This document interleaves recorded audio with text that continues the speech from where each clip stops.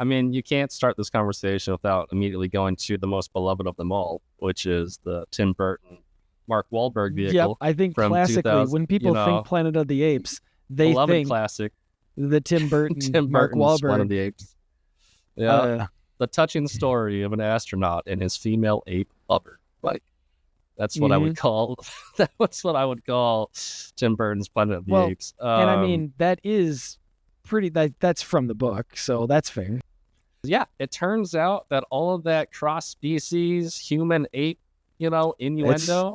Par for the course. course. That's a feature. Yep, that's a feature, not a bug. See, I almost in a franchise that's built on twists. I think the greatest twist of all is that the cross-species man-ape love was actually a part of the plot the entire time.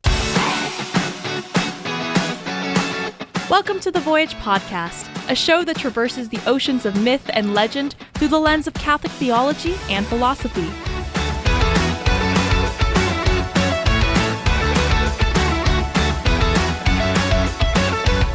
Come aboard as we set sail in pursuit of the heroic life and Christian virtue, with your hosts, Mike Schramm and Jacob Platty.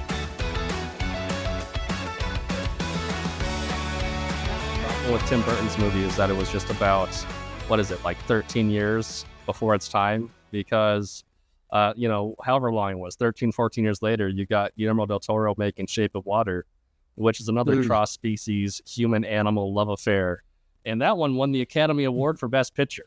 So, Tim Burton, you must have been just like raging visionary, inside. A true visionary. Yep. That's right. So, Jacob, seen any good movies lately? Matter of fact, Mike, I was down south and I did go to the Alamo Draft House, which is a very fancy movie theater chain that serves you like beer and food while you're in the movie. And that was a great time. And I watched Kingdom of the Planet of the Apes. So we're going to make this about kind of as many Apes properties as we can fit into one show. That's kind of your plan, right? Well, this is a franchise I grew up with, kind of like my Godzilla, love affair. Planet of the Apes is a wild ride. This is one of your pet projects that I am a little bit more supportive of. Is kind of where I think we're coming to with this. Surprisingly, I got you to actually watch the new trilogy. Considering our Jaws conversation, which is probably giving you PTSD. Oh, man. We're inevitably going to do an episode on Jaws, and I'm just going to rake you over the coals for an hour.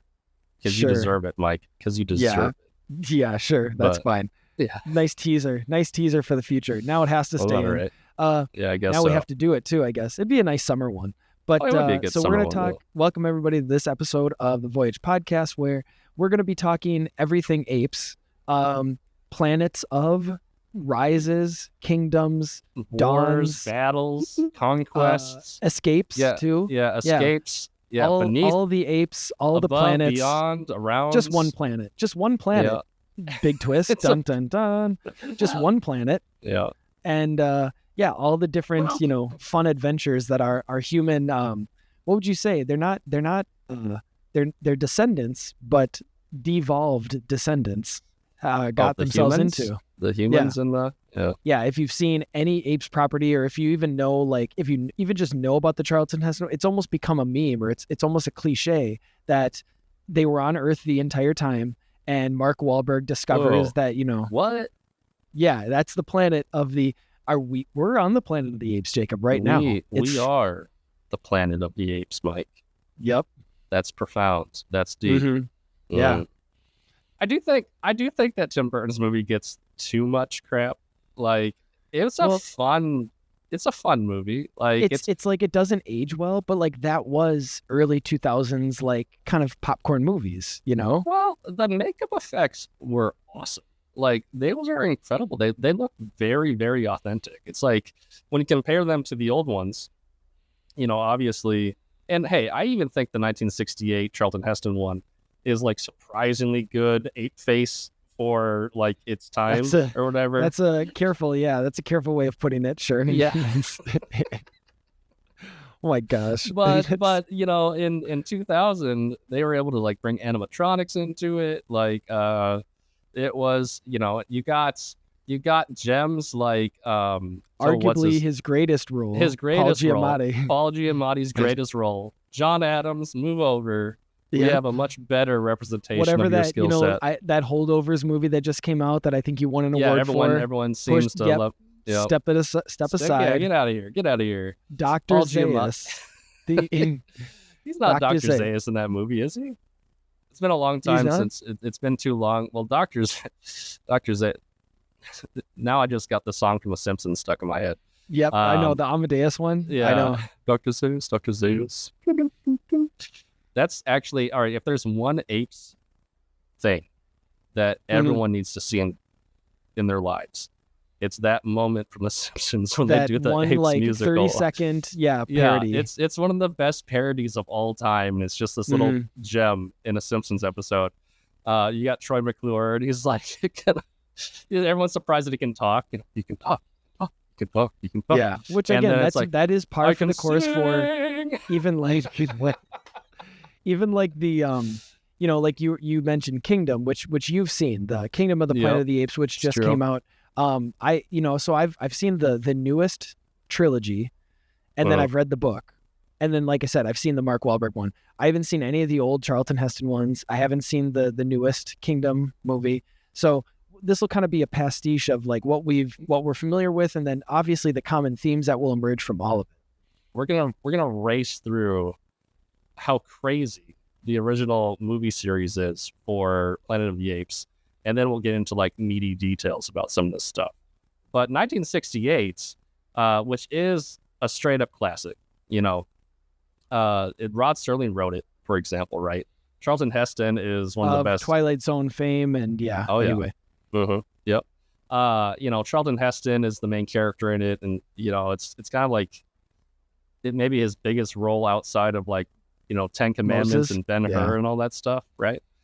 So this movie's got bona fides for being pretty awesome. I do recommend people check this out. It is the touching story of an astronaut learning to survive on a quote unquote other planet ruled by apes where humans are prehistoric savages. And if you watch it, it basically turns into Inherit the Wind with talking monkeys. Like, you know what I'm talking about? Inherit the Wind. It's the story of the monkey Scopes trial, where this is back in the 30s, and it was about creationism versus evolution and all that. And on the one side, I'm familiar with the Scopes monkey trial, but not they made a movie about it, I guess. Is that what you're... They did, yeah. It's called Inherit the Wind. It's kind of a famous black and white one. But yeah, it's like this. It's a movie about the Scopes monkey trial. Most of Planet of the Apes is centered around a trial, like a show trial, where they're trying to decide whether or not Charlton Heston's character is like real, basically. If he actually is intelligent, and that's he actually is intelligent. If he's not if he's really not just like a parrot, which again is kind of is sort of ironic twist. Which is something, again, that is taken from the book. Like, I don't think it plays as big of a role in terms of like space of the book compared to what you're saying it takes up in terms of the movie. But that is a pretty almost like climactic scene, because so much of the main character's imprisonment is him sort of like speaking with Zira and preparing for this. Like, what is their plan going to be so that they can convince the world, or at least convince this council, that this human is not just a very intelligent parrot, but an actual like thinking whatever you say, intellect, has an intellect. Yeah, actually has a soul, if you will, even. And the culture of the ape planet is basically medieval. It's kind of a pastiche, but like it's more or less, it's not modern society. And basically Dr. Zaius is a religious scientific leader, and Zira and Cornelius are basically enlightened level, like, no, reality is truly this, and the fact that Charlton Heston exists undermines the religion of the apes, because it's basically is evolution true or is creationism true, kind of thing. Well, that in whole the movie same is way kind of like that it would, at least at first, seem to undermine the assumed human exceptionalism, being the pinnacle of creation. So now it's just flipped on its head, and it's like, well, now it's not the humans, it's the apes, which does make the entire story itself something of a subversion, because when Pierre Boulle is writing it, he still bakes in human exceptionalism, which, hey, for the record, as a good classical Christian, I do believe in human exceptionalism, right? Like I don't think that means that evolution is untrue per se, but I do think that humanity is this specific point in the cosmological hierarchy that is intentionally unique and God-given and made in the image of God.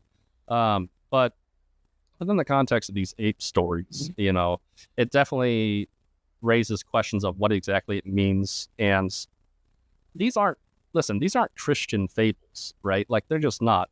Though, I'll tell you what, the new Apes trilogy... yeah, we'll get to that. Really, I mean, especially kind of War, especially War.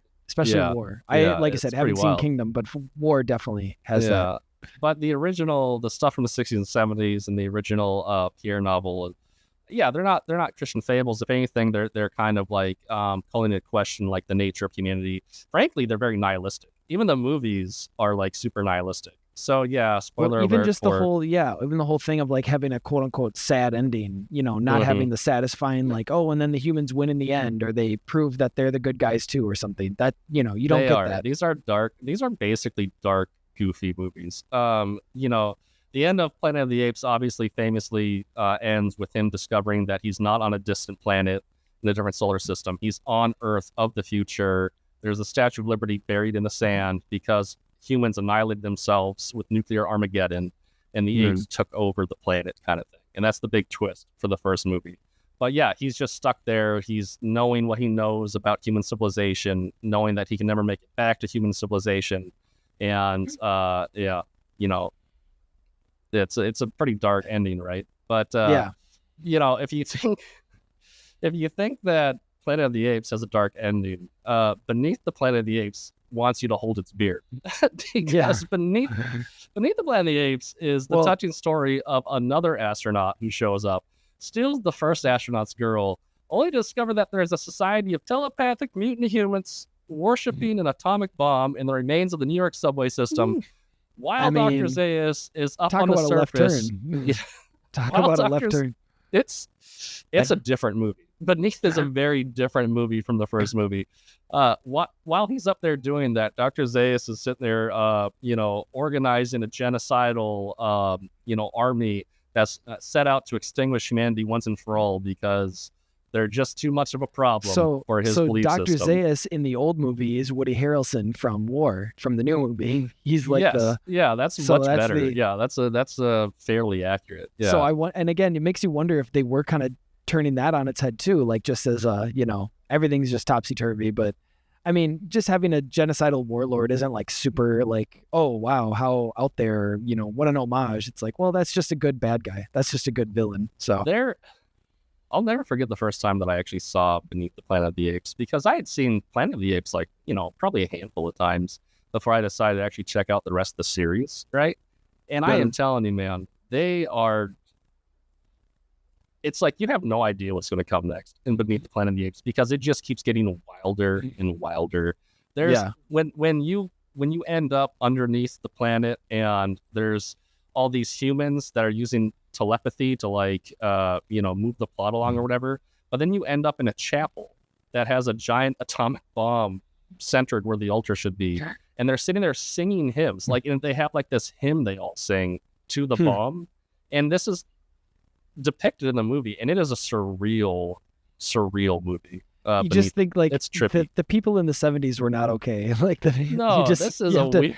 The people in the 70s needed a hug. Is what you're this is basically. Post Vietnam. This is Vietnam wasn't wrapped up quite yet, but it was getting close. And definitely post Cold War, like in kind of the thick of. I was say thick of Cold War. I shouldn't say post, but they needed the Cold War. A hug, like you said. And that movie ends super dark because eventually the genocidal apes show up underground. Charlton Heston, all of his friends, he shows back up. They've been looking for Charlton Heston the whole time, and he finally shows up by the end of this movie, and they kill all the other humans. The apes are winning, kind of thing. And Charlton Heston's like, forget this, you guys deserve it. And he goes and he pushes the detonator for the atom bomb, and he blows up the Earth. So the end of Beneath the Planet of the Apes ends with the absolute destruction of the entire planet. And this like super nihilistic note, but hey, it's got a lot of fun moments. the social commentary really gets worn on its sleeve in these old ape movies, So where do you go when you blow up the planet? There can't be two planets of the apes because we already established that it's the same planet. Well, that's true. And so you go back in time, right? That's how you fix this, Mike. And so the third movie, and this is what's crazy about the third movie that I didn't really realize, because like I said, I read the book way after I'd seen these movies. The third movie is a much closer adaptation of the book than any other Apes property, like bar none. It's basically, and talk about clever, I think this is pretty neat. It is the basic premise of the book, only it's been completely inverted. So in Escape from Planet of the Apes, let me do my Joe Bob Briggs thing, is the touching story of Zira and Cornelius leaving the future Earth before it blows up and traveling back to modern-day America, where hijinks and mayhem will ensue. All right? Now, hijinks and mayhem is actually just code for really funny stuff in the beginning. Was this a screwball comedy? This is It is. The beginning, the first... Now, if somebody slips on a banana peel, I swear, that's when it becomes too much. I'm pretty sure there might be a banana peel slip in this movie. That can't even... I actually think you might be... It's been a while since I watched it, but I actually think there might be a banana peel slip in this movie. What's the biggest rug pull of all, though, is that this movie is arguably the darkest of the trilogy, like the first trilogy, frankly. And this is a movie in which the whole planet blows up in the second one. But there's something so dark and personal about the third movie, where the story becomes so much smaller compared to the first two, that the tragedy at the end of it just feels like real messed up. But what I was saying is that this is a really close adaptation, relatively speaking, to the book, because in the book, you have a human, he comes to a modern day planet that has cars and vehicles and scientists and things like that. And he's a human that the ape population has to learn to accept as being valid. And then what happens is he's given a human mate. It turns out that she gets pregnant. And then the apes start to worry that there'll be a human uprising if more talking humans are allowed to exist. So they decide that they need to get rid of the human baby, which causes the human... Yeah. Hey, you're a Catholic, Mike. No, I'm just saying... And I'm not saying that they're right in doing it, but it's a fair worry that people they're definitely worried about it. Anyway, that's the plot of Escape from Planet of the Apes. Only all the apes are humans because it's just present day Earth, and the main characters are the two main characters from the first two movies, ape characters anyway, trying to keep their baby alive from the humans who are hunting them down to exterminate the baby. Because that's where this movie goes. The first half hour of it is actually genuinely funny. It's a little bit of a fish out of water situation where, because they show up in broad daylight in the movie, and so the humans immediately know that there's these apes that came in a spaceship, but they play mum. They don't let out that they can talk. They're dressed in space uniforms, but they don't act like they can talk. Well, the humans, and that's kind of like Kingdom, isn't it? Because doesn't she kind of keep it a secret too? She does. Yeah, she does. But the humans do what they, we'll take them to the zoo, and they put them into a zoo cage to try to figure out what's going on here. And they keep testing them and asking them questions, or asking them, trying to kind of like what you see in Rise of the Planet of the Apes, where they're doing all the little preschool tests and things like that.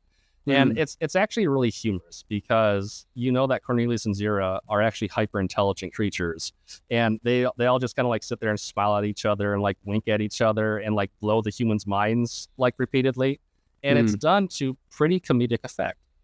I genuinely laughed while I was watching this thing. Some nice dramatic irony for the it's well, and then all of a sudden because there's a third ape, and he gets killed out of nowhere and all of a sudden the stakes are real. It's this is a funny movie about apes playing with humans' heads. And then all of a sudden they start to die. Then the death gets introduced. And from that moment on, it's all about the humans trying to kill the apes and then being on the run. And that movie ends with the whole ape family being gunned down in cold blood. And it's wow. And there is something way more diabolical, way more insidious and unnerving about watching just a family of creatures get gunned down by the military, like execution style, than there is about watching like a planet blow up from an A bomb. You know what I mean? Like it hits feels you more differently. personal. Yeah, like when you see absolutely. the faces, right? And obviously you've identified with them because they're the rational ones, and so they're more human than the vile monsters with machine guns or something. Sure. Well, the last two movies in the original series, they're not like that special to talk about. They are an interesting counterpoint with the new trilogy of movies because they kind of tell the same story. Because what happens at the end of Escape is it's revealed that the baby chimp that they shot was actually exchanged with a different chimp at a circus. So the baby classic switch at birth. It's more hijinks. Classic. It's more more hijinks. They had to get one last prank in there.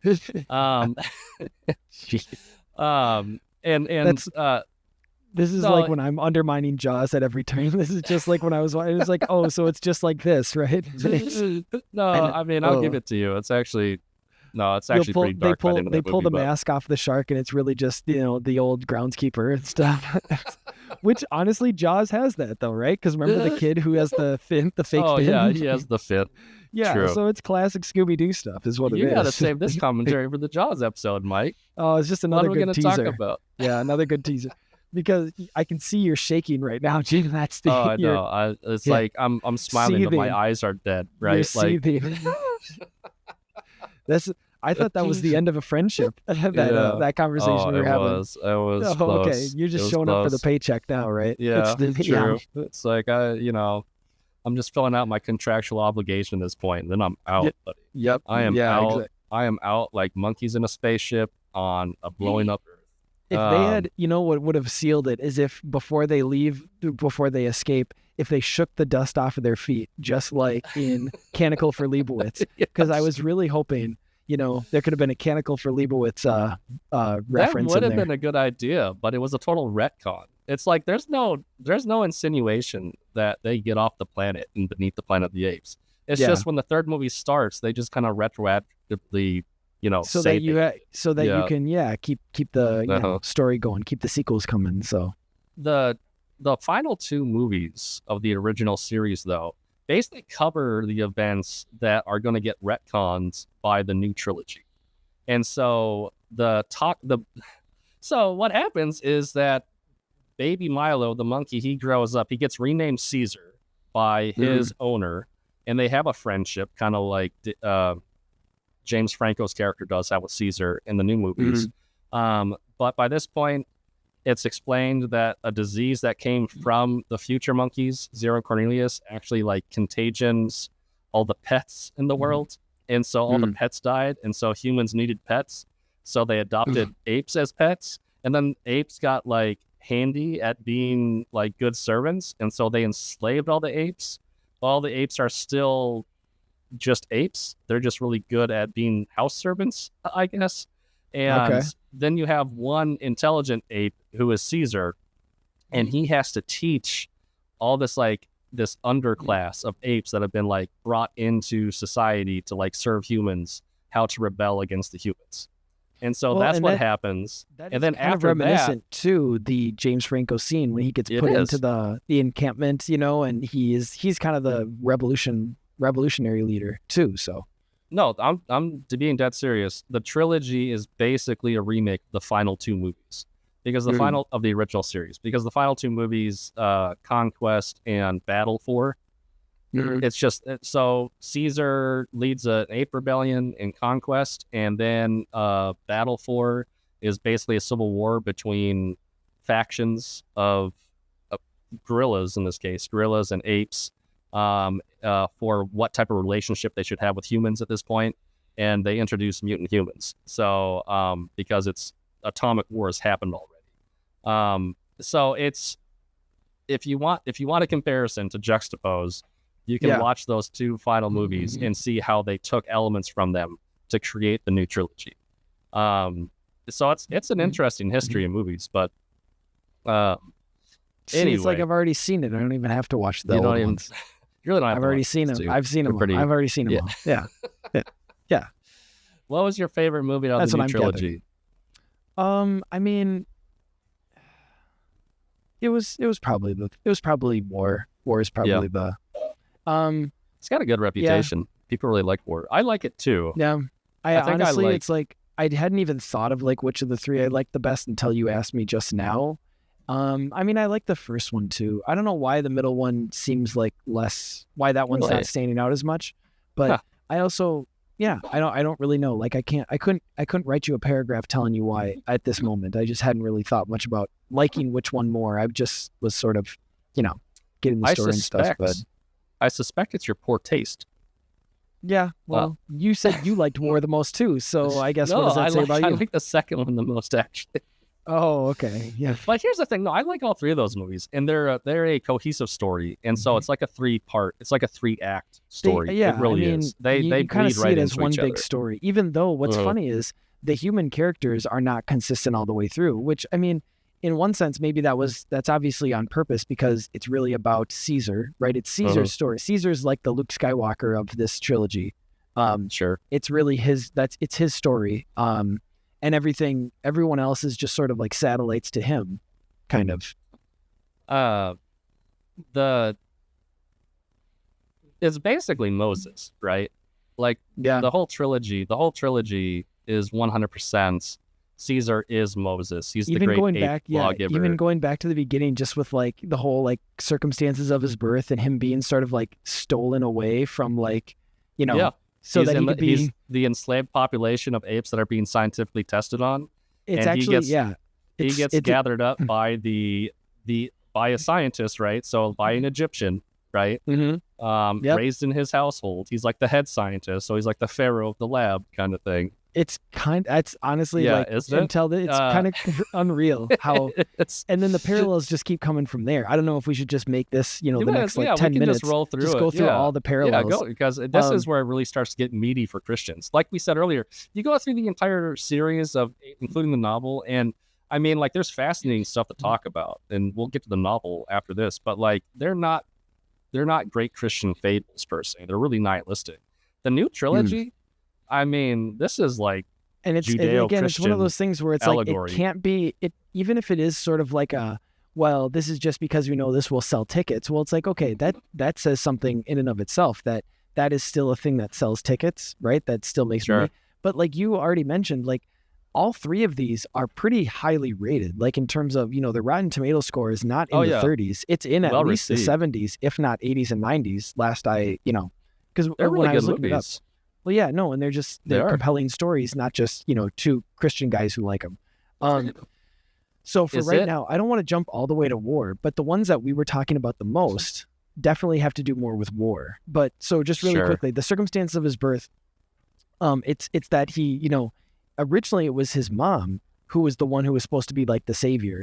And this is where the whole Moses/Jesus parallels come in. But she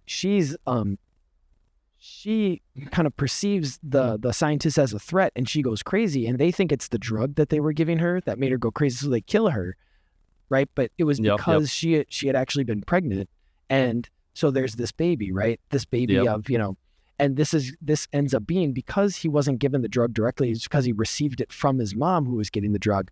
He sort of has like a I don't know what you'd call it, like he received it in a certain way that it worked better. He gets it. What's the word for that? He gets it through the mom, right? I mean, like there's an easy word for this that's not coming to me, but kind of by osmosis, right? That's not the word I was looking for, but like, just in the same way that an infant, gets like stuff from the mother when it's nursing, like, while he's still inside the mother, he gets the hyper intelligent, formula thing that makes him born smart, right?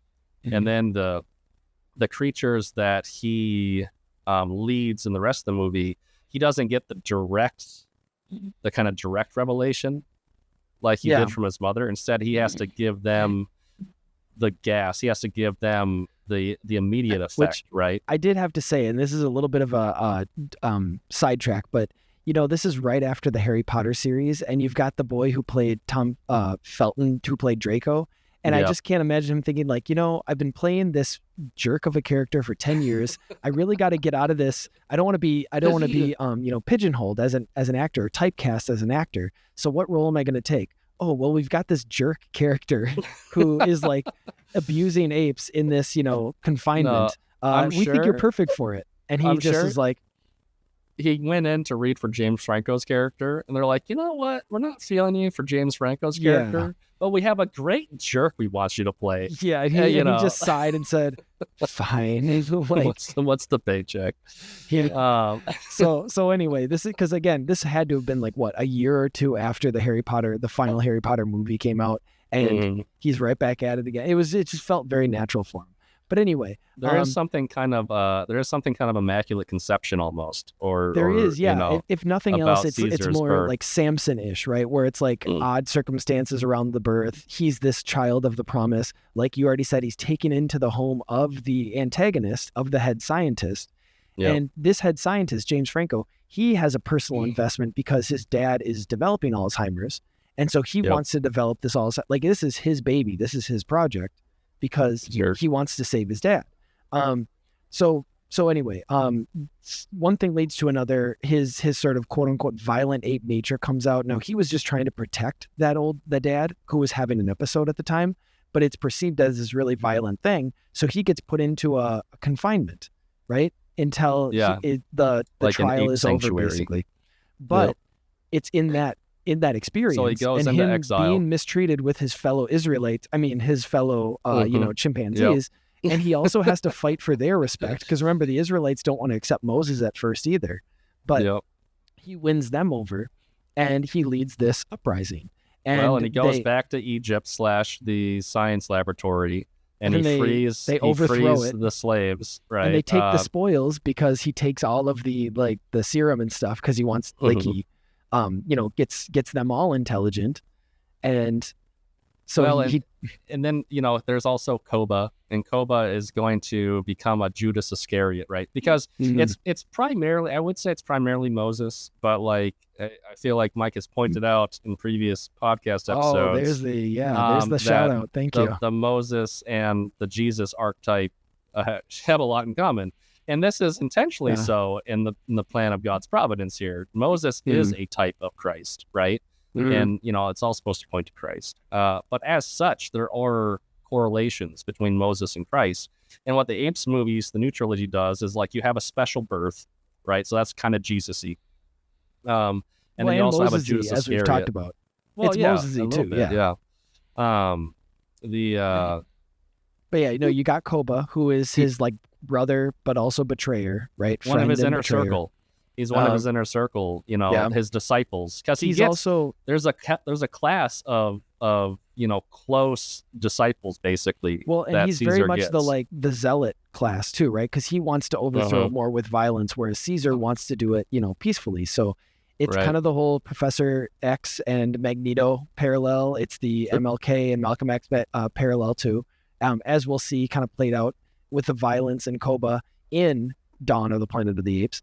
But well, so because you have this, that's where Rise brings us to, right? Like, there's not much more to say about Rise in the sense that, spoiler alert, the gas gets out.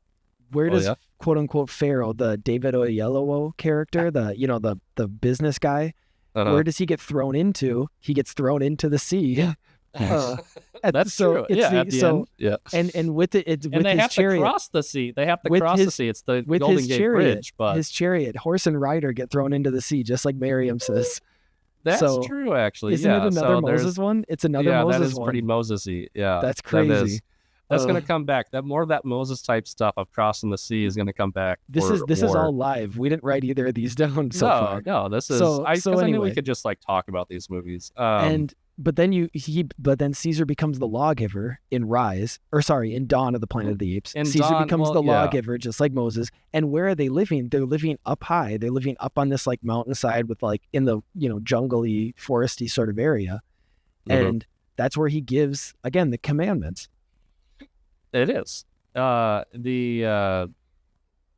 most of what happens in Dawn is more of a kind of I would call it almost Shakespearean, where it's Hamlet. Is that what you're thinking? I don't know. I'm not playing it against any one Shakespeare play. It's just that it's high tragedy, because you have, and this is why it's one of my favorite. It's probably my favorite out of the first trilogy. You have the potential for humans and apes to come together, right? Even though there's like mutual distrust on both sides. And so much of what Caesar believes is that apes are better than humans because humans have human history, right? Whereas apes are a new creation, and they're a clean slate. They're a clean slate, and they haven't. And most of this movie is Caesar being disabused of that illusion, because Koba, who that apes have original sin too, they have their own problems, and it's really just a really dramatic movie, and it's about the tension between the humans and the apes, and them trying to form a sense of trust with each other, but forces on both sides, both ape and human, basically destroying that trust. And the great irony being that it's the apes that strike first, which is nothing that Caesar could have potentially recognized, even to the extent that Koba actually attacks Caesar and decommissions him for a while. It appears as though he's dead, right? And so you get this idea. He has to have a resurrection, you mean? Kind of a resurrection motif, with Caesar. And then they have to go and it ends with the humans and the apes going their separate ways, even though the humans have notified larger human forces. And so there's a pall over the end of the movie where, hey, the humans are coming and they're going to wipe you out, Caesar. And there's nothing I can do about it. And that's kind of where Dawn ends. And when you get to War, kind of fast forwards a few years, and War is a dark movie. War is, but it ends hopeful. It definitely ends more hopeful than it's not. It ends more hopeful than the first two of the reboot. Yeah. And it definitely ends more hopeful than any of the 1970s versions. Well, and just to get into it, it basically, basic premise being is that there's a son character in Dawn, and he gets killed relatively early in War by the new antagonist, who is a human colonel played by Woody Harrelson. And you don't necessarily know his motivations. You kind of walk into the movie assuming that it's just a continuation of the general idea that humans want to annihilate apes as such. And that gets a little complicated. It gets a little bit more complex as the movie goes, but it kind of opens with this Woody Harrelson character being directly responsible for the death of Caesar's family outside of his new son, who's just a child, just a baby ape. And then it turns into a very personal movie, whereas like the events of Rise and Dawn, I mean, there's really personal elements in both those movies, but they're kind of big movies. Whereas Rise is kind of a journey movie.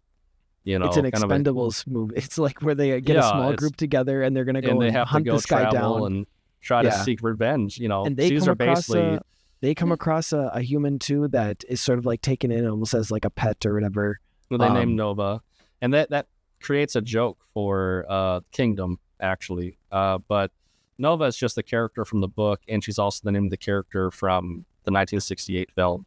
It's just the human girl, the human lead. In this case, it's a child. And they name her Nova. So it's just kind of like a callback Easter egg for fans. When Caesar actually gets to the place where Woody Harrelson's character is, he gets captured, and then it becomes like the Passion of the Apes, where Caesar gets put through the ringer and has to have his faith restored to him ultimately, because by this point he just wants to kill Woody and be done with it. But he learns compassion for Woody, because it turns out that what Woody Harrelson is trying to do, he's kind of lost it. It's kind of Apocalypse Now. If you ever watch Apocalypse Now, we have to do an episode on that sometime. But that's based off Joseph Conrad's Heart of Darkness, and to some extent, I think War for the Planet of the Apes is a little bit riffing on Heart of Darkness, because that whole story is about them going to a colonel deep in the jungle, in that case, who's gone crazy and needs to be taken out. And War for the Planet of the Apes is kind of them having to go into the mountains to go take out this crazy colonel who has killed his own son and is killing other humans and apes alike, because the disease that is in both humans and apes is actually evolving to turn humans stupid. It's turning them back into animals, into savages, and so he's sitting there doing the utilitarian thing. Like, I gotta kill. He's breaking a few eggs to make an omelet. Yeah, if not, we'll lose humanity forever, kind of thing. And he starts with his own son, and so there's a lot of pathos for his character within that context, which shows you he's committed. But he's committed. Maybe he should be committed too. But nice. I think when Caesar sees that he's lost a son as well, even if it's by his own hand, Caesar's like, man, I don't want any of this death. Like, I didn't. My goal isn't this type of like nihilistic annihilationism. Like, what are we doing here, man? But he ends up getting crucified. Caesar gets crucified. There's eventually a breakout, like a prison break thing, but it turns into a battle. By traveling into the underworld, right? So going That's under. True. They have to go underground to get out. And then, like you said, there's another Red Sea kind of. Caesar gets wounded in the side, right? That's an important part of the thing. And then there's other human forces coming to kill this colonel too, because he's gone crazy and he's killing humans as well as apes.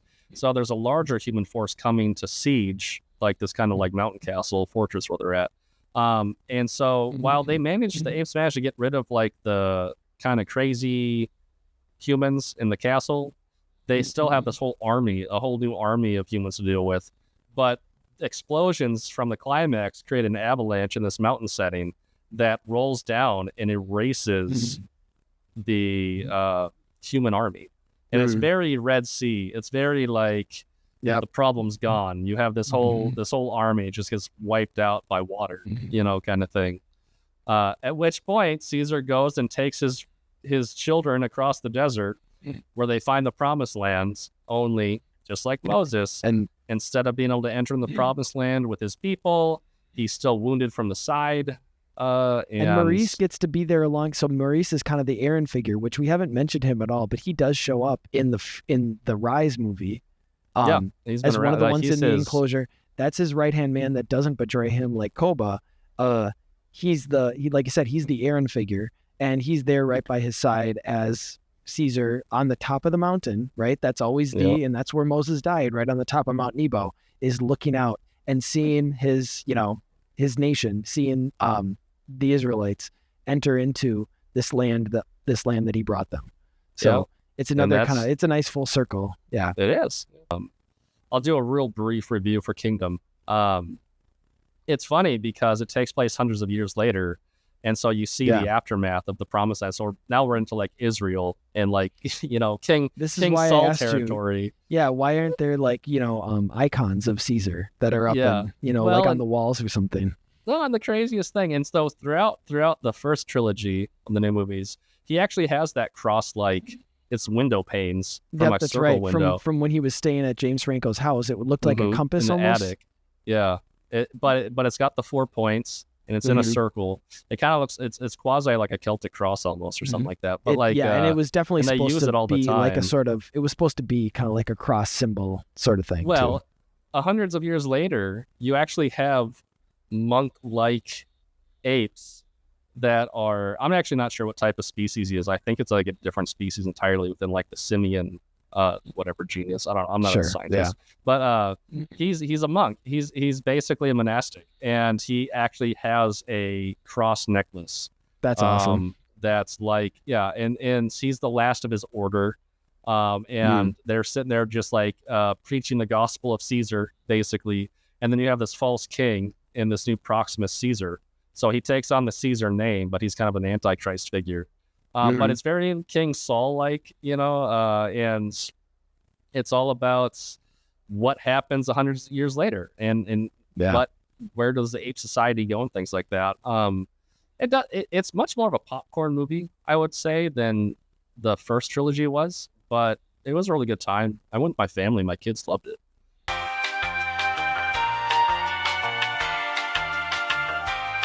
So are we going to address the War to Kingdom time jump that you and I both just experienced? Oh, right. Yeah. I know you. It looks like you're wearing the same thing. That's probably just because you fell asleep in that outfit. But a new day has dawned, so I'm. Let the viewers see I am wearing different clothes than I was wearing yesterday. Video evidence here. Maybe it's just the hat. I don't know. It is the hat. It is the same hat. Time jump. Timey-wimey, Planet of the Apes. We jump to the future. Well, we're like Charlton Heston. There's time jumps in every planet, or in the original Planet of the Apes, whether we're talking the novel or the Mark Wahlberg movie, or going from the third movie from the reboot series to the fourth one, The Kingdom. But now we want to talk more about the novel, right? What I should have done for this time jump thing has been like, you maniacs. You maniacs. It's I guess the you could same always just podcast. You could just do that now, honestly. You've already recorded it, so. You maniacs. I love Charlton Heston. Anyway. You can just keep all of this in now at this point. Yeah, it'll be fine. We're good. Welcome back to the future. So the novel. The Planet of the Apes novel, we ran out of time. Which we have, and we've referred to it at various points, like just very touch and go up until this point. But yeah, so I mean, it's a lot of it, we've covered because, like we both have said, the various iterations of the different movies have really drawn a lot of like maybe bits and pieces from the novel. Well, I think the best way to actually begin to talk about the book is to point out how different it is from the movies in so many ways. Because it doesn't take place in a medieval setting, and like the new trilogy, it's still in the future science fiction, unlike the new trilogy, I should say. And what happens is the character, he lands in a modern 20th century setting, only everything's populated with apes. And what was surprising to me. Sorry to cut you off. I do like the opening kind of premise of they're like floating through space and they see a message in a bottle. There's a sort of like it opens in space. And there's some characters. There's like some travelers. It looks like they're kind of it's not really so much a mission. It's more like a luxurious. They're just like they're sailing. They're just like universe sailing. It's the future, and so they're on like a space yacht. Like a space schooner. Come across a message in a bottle, or the equivalent of a message in a bottle, and this is where that kind of begins our story. And they start to read it, right? And if you don't know where this is going, then you should read more stories. But that's what makes the twist even more satisfying too. Yeah. So real twist, actually, the real twist. That's like the even bigger twist than the coming across the Statue of Liberty. It's twist upon twist. Yeah. Of course, the Tim Burton movie, when Mark Wahlberg gets back to Earth in that movie, that's lands very much in like the 20th book. century. Yeah. That's a lot like the book, but that doesn't have the whole message in a bottle thing. That movie doesn't. No. So anyway, and the premise here being is that like he has to go, and it raises issues of human identity. And it raises issues of basically what the mystery is, like what happened and why is this planet so similar to Earth, and yet apes are in charge and humans are animalistic. That's the question that the main character, human, keeps asking is like, what changed here that led the apes to evolving and the humans not to? So he's sort of seen it as like in a lot of the movies, we've seen it as humans went backwards, whereas here, his premise is the humans just didn't go forward, the apes happened to. So it's sort of an accident of nature that the apes evolved and the humans did. Super crazy. I mean, like, so let's just jump right into the premise here. By the end of the book, most of the book raises this question of why is this society like this as the big central mystery, right? That both the apes and the humans are kind of trying to identify. And by the end of the book, you get to a place where the clues are laying the foundation for that there used to be a high human civilization. And I should also mention, evidently in the book, it's not the same planet. They call the planet Sorrel in the book, and there's actually no intimation that this is in fact Earth. That seems to be it's supposed to be that was created for the movies. It is a different planet in the book, which I was surprised by.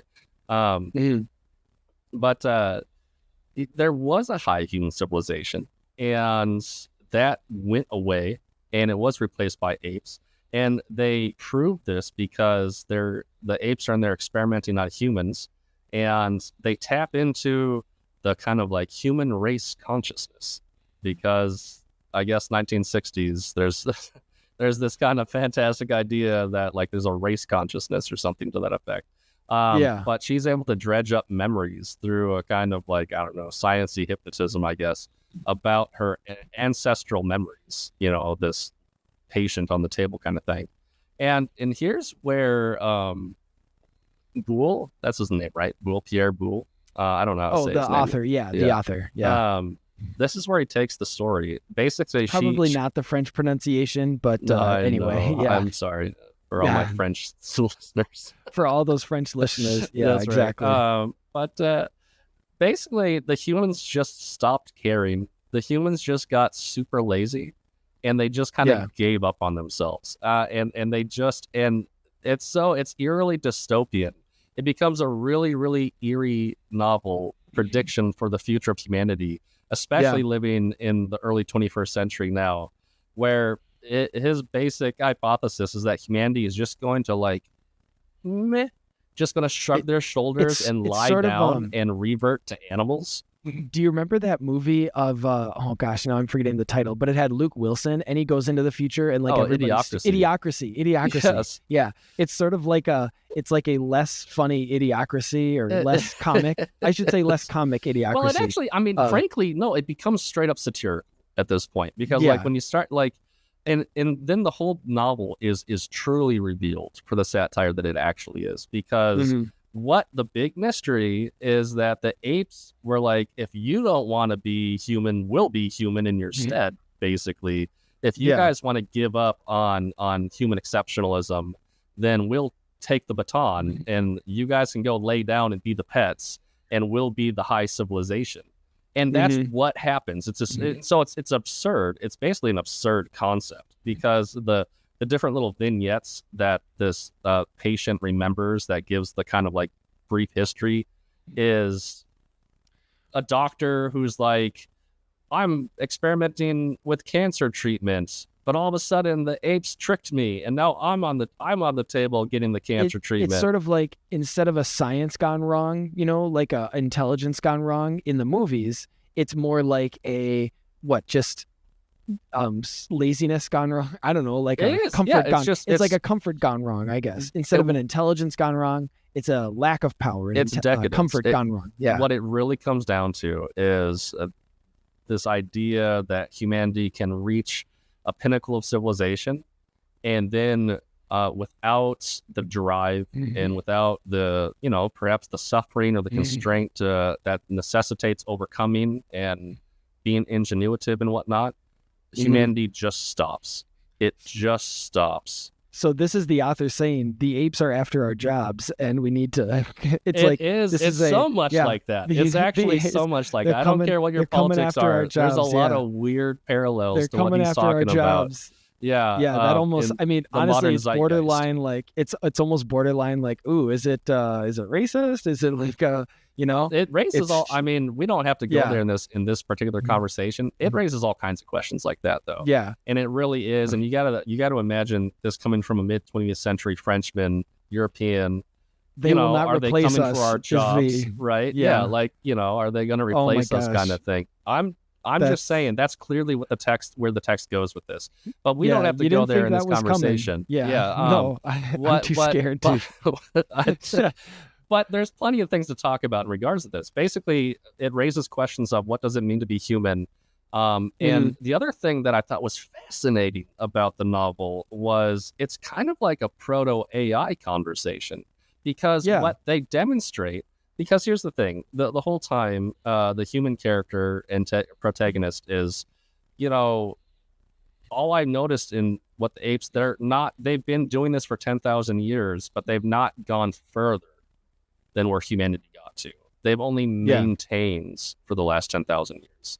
And he's weirded out by that. Like, why is that? How? And the apes are embarrassed by it.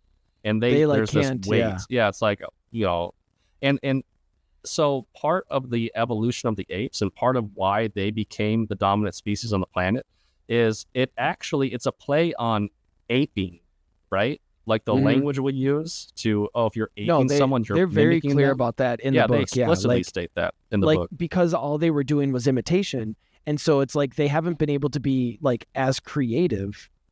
They're perfect imitators, but they're not innovators. And so they still aren't quote unquote human. And so that's, it's a good AI, like you said, parallel because, and again, we've only come so far when it comes to that. And a lot of people are predicting, it'll start to, think on its own, however you just define think or create on its own. But again, usually what that is it's special pleading, because then we just redefine think or create so that whatever the AI is doing fits it, It's true. Well, and so he basically postures the ape civilization as organic machines almost. Like they're still animals. They're not, they don't have the human spark. And he goes on a tour while he's pondering all this, like these kind of like things at the end of the novel. He goes on a tour, he's taken on a tour of various aspects of ape civilization. And he goes to their financial sector, their Wall Street, if you will. And it's like a zoo.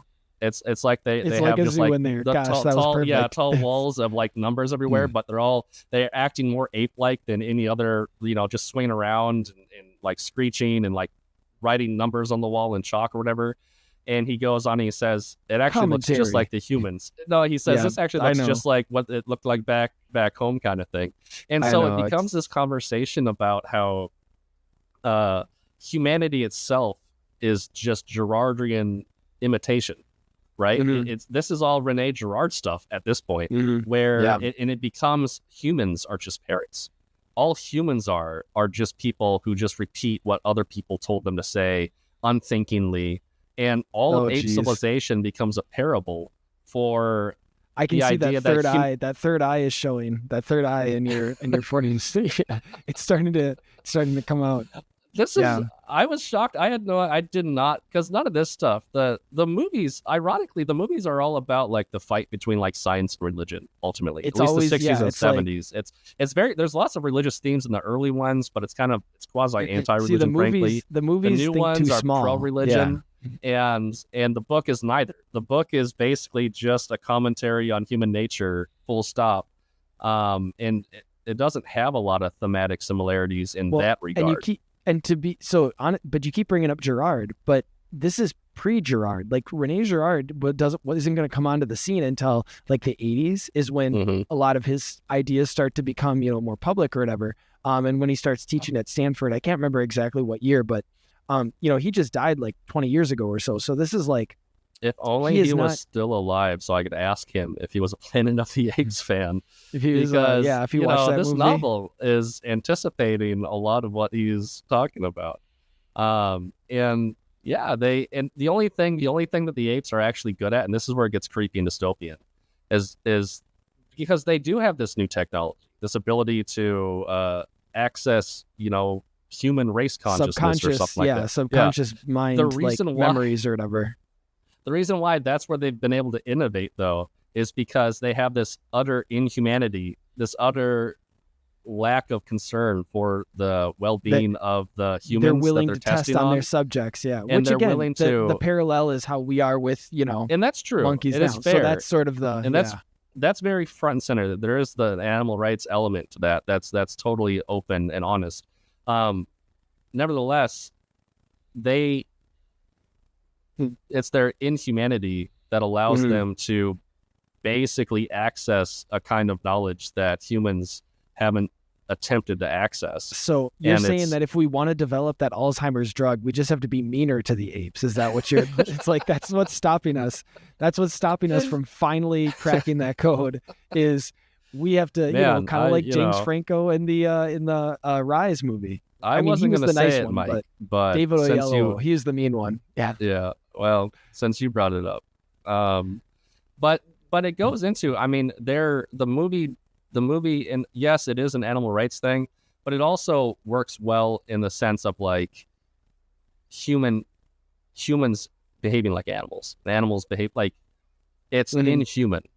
It's Frankenstein-esque. It's bad science. It's I swear, for forbidden knowledge, the heat we get for mentioning another popular fantasy series, we probably mentioned Frankenstein more than any other, which, I mean, to be fair, it's in terms of like modern, so much of the science. It's the modern Prometheus, man. And Prometheus is like Prometheus is a perennial, perennial myth. It's transcendent. So no, I mean that is what makes it. We haven't even done. I mean, I think we're saving our Frankenstein episode for next Halloween, for next month, Monster Month. But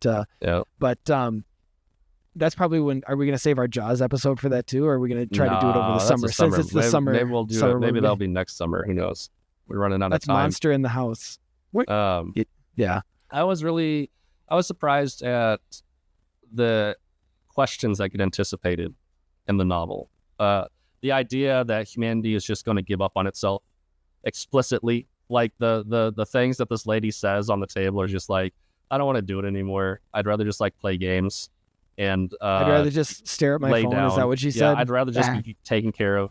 Like, please take the house, take the keys, take my freedom away from me. Yeah, just treat me nice. Honest, like that's and really, this is one of the values that I think, even though for a long time the church has gotten such a hard time for like having these moral demands or moral expectations, but it's because we're free agents that somebody can have moral demands on us, right? You can't have responsibility without freedom.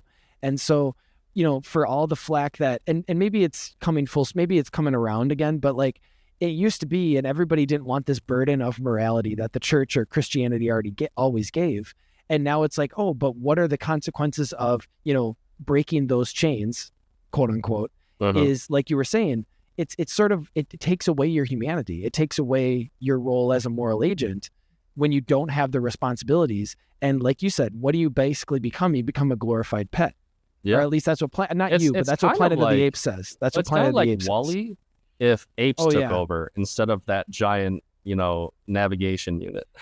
So that's all the humans. AI. All the humans just AI turn thing, into the apes are basically organic AI in the concept of this novel. And so it's just a twist I didn't see coming. I didn't see that's where the novel, what type of questions the novel is going to raise. When we talk about how the movies diverge from the original story of the original book, it's not these like superficial details. It's the basic thesis, which, like you said, it's not a science gone wrong story. It's a comfort gone wrong story. And like those are obviously two very different. It's not a science versus religion. It's a humanity versus it's almost like it's higher self. Yeah. Right. If we're going to use kind of the Jungian archetype term, like it's us fighting against that higher nature, that higher self. And in a sense, the lower self evolving into beast if we don't continue to foster our humanity. If just because reverting into animals, we're kind of stuck between gods and animals, right? Aristotle was trying to say we're not gods, but we're also not animals. And to the degree we're not, and it all comes back to theosis. You'll love this, right?